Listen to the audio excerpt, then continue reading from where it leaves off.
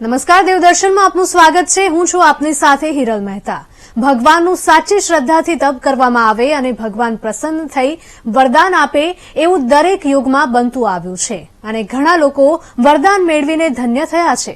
શિવજીના દર્શન કર્યા વિના અન્ન પાણી નહીં લેવાના દ્રઢ ગામના જયસિંહભાઈના રોજિંદા નિયમમાં વરસાદનું પૂર બાધારૂપ બન્યું હતું અને સતત 8 દિવસ અન્ન પાણી ન લીધું તો ભગવાન શિવજીએ ભક્તના સપનામાં આવીને પોતાના ગામ લઈ જવા માટે કહ્યું હતું અને નિર્માણ થયું કામનાથ મહાદેવના મંદિરનું।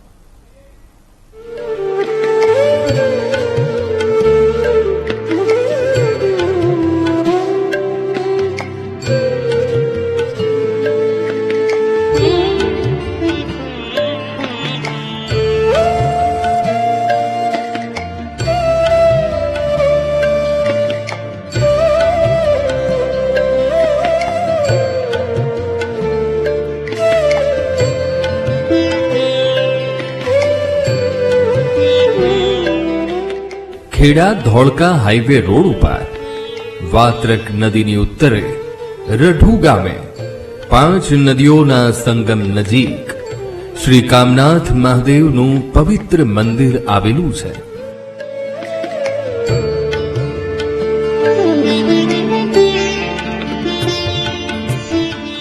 કામનાથ મહાદેવ મંદિરની સ્થાપના વિક્રમ સંવત 1445માં કરવામાં આવી હતી।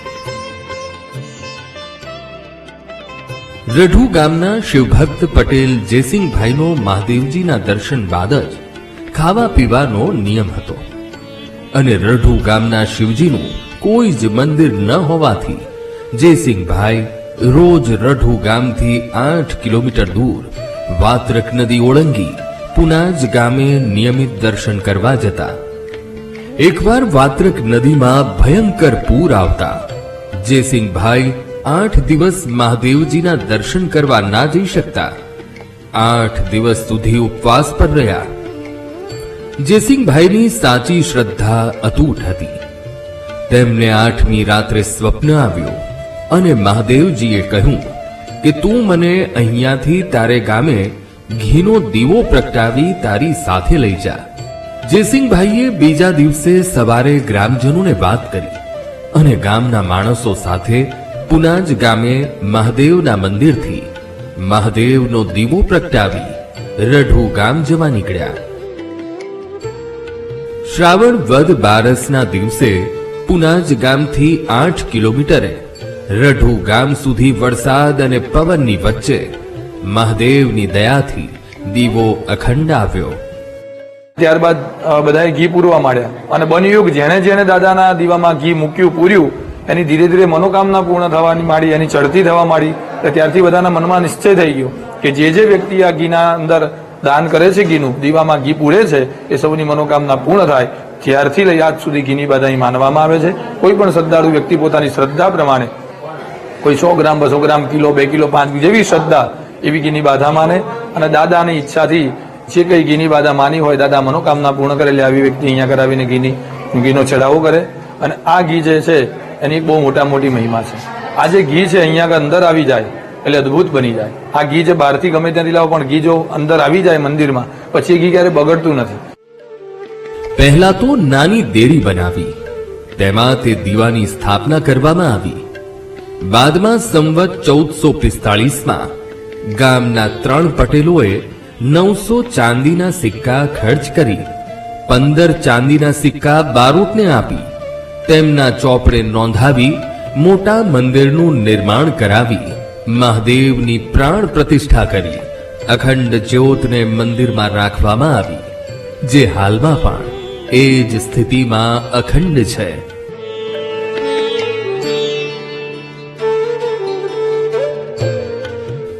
રોજ 8 થી 10 કિલો ઘીનો વપરાશ થાય છે, પરંતુ ભાવિ ભક્તોની ભાવના અને બાધા માનતાઓથી ઘીનો ભંડાર ભરાવવાનો પ્રવાહ ચાલુ રહ્યો છે।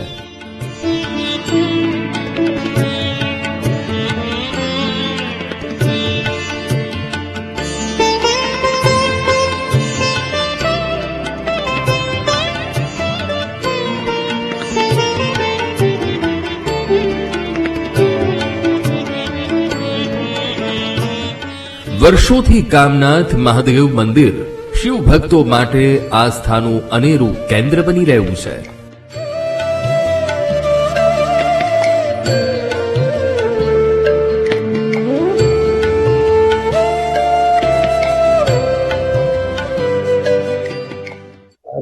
જબરજસ્ત અદભુત અનુભૂતિ છે. આખા ભારતમાં 12 જ્યોતિર્લિંગમાં ભારત ભ્રમણ કરીને જે અંદરથી આનંદ થાય એના કરતા વધારે અલૌકિક આનંદ અહીંયા આગળ થાય છે. અને બધા જ પ્રકારની જે શિવજીના ભક્ત હોય એમની માટે આ જગ્યા મસ્ટ વિઝિટ પ્લેસ છે. શ્રાવણ મહિનામાં ભગવાન શિવને રીઝવવા માટે અને તેમની કૃપા દ્રષ્ટિ મેળવવા માટે શિવ ભક્તો આખો શ્રાવણ માસ ઉપવાસ, જપ, તપ અને હવન કરે છે. ત્યારે ખેડા જિલ્લાનું રઢુ ગામનું ગુજરાતમાં એક જ એવું શિવ મંદિર છે જ્યાં ઘીના ભંડાર ઉભરાય છે.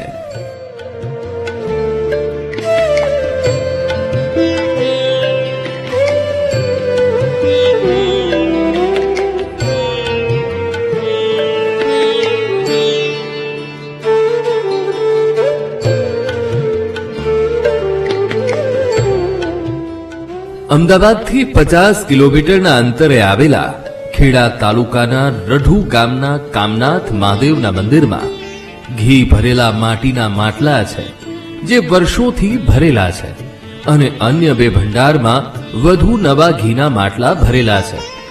કુલ 1121 ઘીની ગોળીઓ મહાદેવના 3 ભંડારોમાં ભરેલી છે.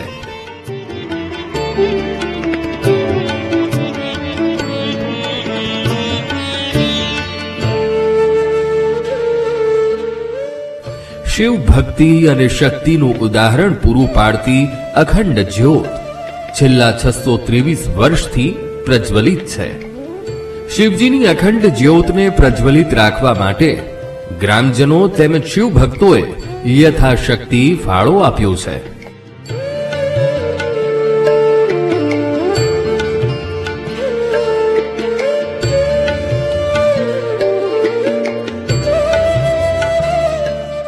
દીવો તો અખંડ લાયા, પણ ગામના લોકોએ નક્કી કર્યું કે આપણા ગામની અંદર ભેંસ કે ગાય ભાઈ એ પહેલા વલોણાનું જે આપણા દાદાના મંદિરે આપી દેવું. જે આજની તારીખમાં અમારા ગામની અંદર નિયમ, અમારા ગામ પૂરતો નિયમ કે આપણું પહેલું વલોણું હોય તો આપણા દાદાના મંદિરે આપી દેવું.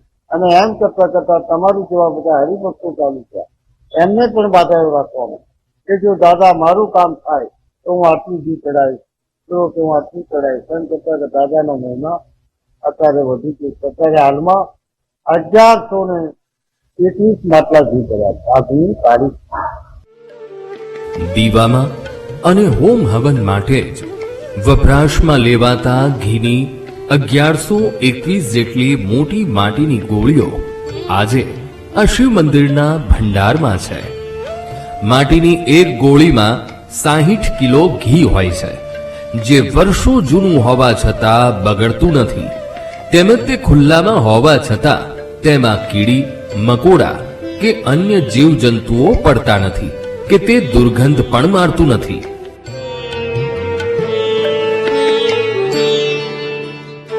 મોટા જથ્થામાં ઘી એકઠું થવા પાછળ એક માન્યતા જોડાયેલી છે. રઢુ ગામ તથા તેની આસપાસના ગામડાઓમાં કોઈ પણ ખેડૂતના ઘરે ભેંસ કે ગાયનું બચ્ચું જન્મે તો તેના પ્રથમ વલોણાનું ઘી બનાવીને મંદિરમાં અર્પણ કરવામાં આવે છે.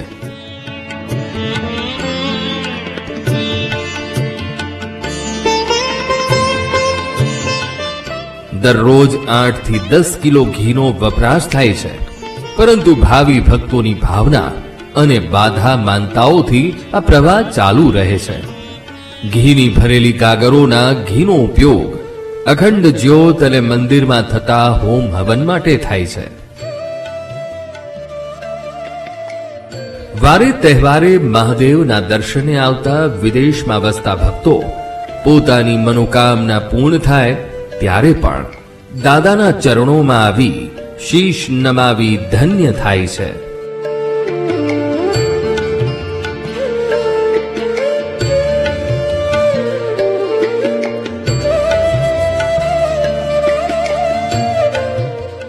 શિકાગોથી આવું છું.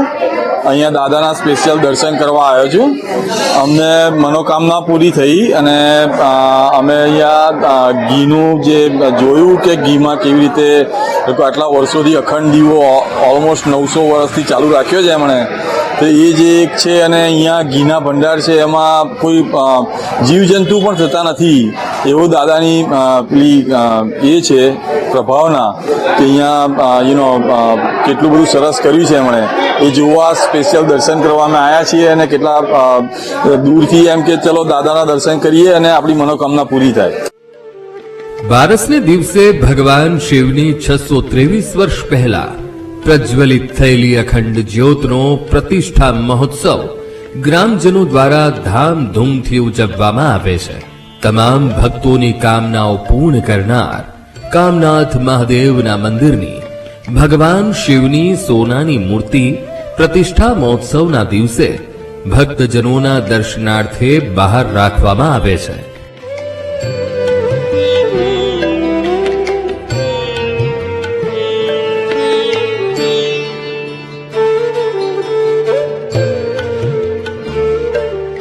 પ્રતિષ્ઠા મહોત્સવમાં ભવ્ય વરઘોડો આખા ગામમાં ફેરવવામાં આવે છે. આખું ગામ આ દિવસે ઘેર ઘેર ઉજાણી કરે છે. શિવજીની સોનાની મૂર્તિ વર્ષમાં માત્ર શ્રાવણના 4 સોમવાર, શ્રાવણવદ બારસ અને શિવરાત્રીના દિવસે ભક્તજનોના દર્શનાર્થે બહાર રાખવામાં આવે છે. ઐતિહાસિક દ્રષ્ટિએ કામનાથ મહાદેવ મંદિરનું ગામ કાશી વિશ્વનાથ જેવું જ મહત્વ ધરાવે છે. બંને સ્થળોમાં ઘણી સામ્યતા પણ છે.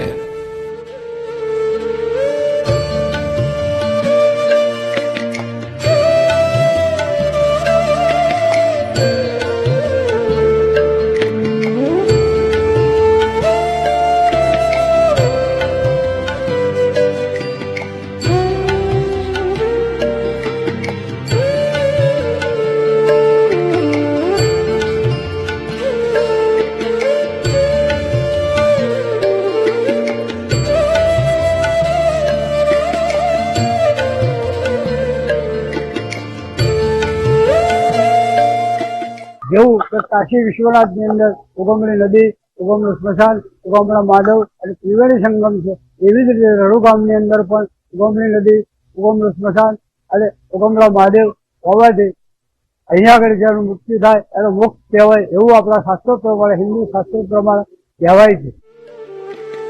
દરેક મહોત્સવમાં ભગવાન શિવના દર્શન કરવા માટે મોટી સંખ્યામાં માનવ મહેરામણ ઉમટી પડે છે. શિવ મંદિરમાં અખંડ જ્યોત માટે ભક્તો દ્વારા અપાયેલું ઘી વર્ષો બાદ પણ બગડતું નથી.